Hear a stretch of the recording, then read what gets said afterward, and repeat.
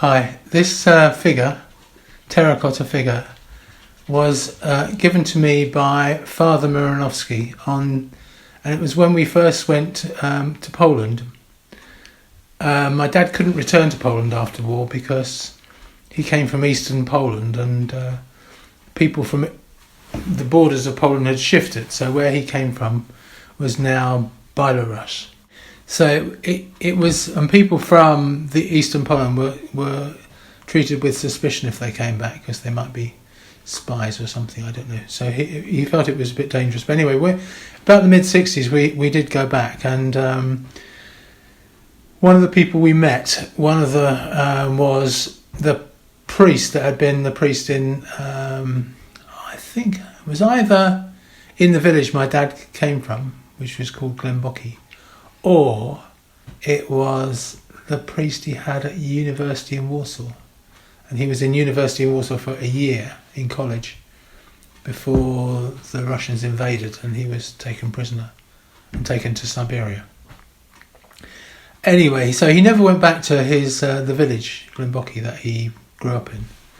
But the priest had, I think, recovered some things. I'm not sure. Anyway, he gave us various things. I can't remember what the other things are. Maybe a picture, a painting of cornfield. I don't know what's happened to that. And I can't remember anything else, but some other things probably. And this was something that he gave to me. And I don't know really what it is, but it sort of represents maybe a sort of medieval Poland or something like that, a sort of aristocratic medieval Poland. And in Poland, it's reputedly that, well, before the war, I don't know, reputed that about 20% of the population have aristocratic connections or origins, you know what I mean? Like a large, in other words, it's not a kind of like minority like in this country, it's a much bigger thing, a bit more like a kind of upper middle class or something like that. But I'm not saying that I'm connected in any way to that class, but maybe the figure was meant to be some kind of aspirational thing, both in terms of me being interested in Polish history in that very conservative way that the priest probably thought of it, or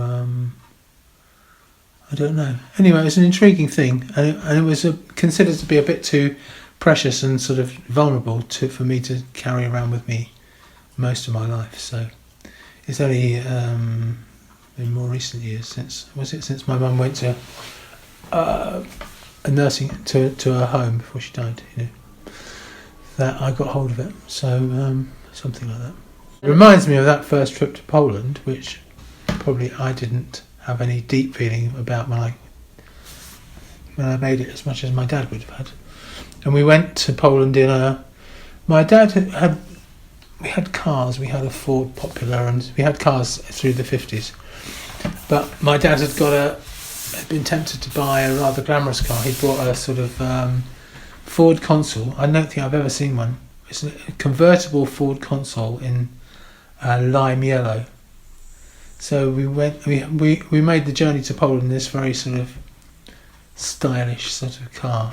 A Ford Consul is kind of a working class car, a bit bigger than the smallest one, but the convertible was pretty rare even then. So it was a bit of a flash car. Yeah, well, it was quite unique, this journey to Poland. I think we only went to Poland twice, and that was the first time. So that was kind of a big occasion for my dad to go back, to dare to go back and to see his sister and this Father Miranowski and a few other people.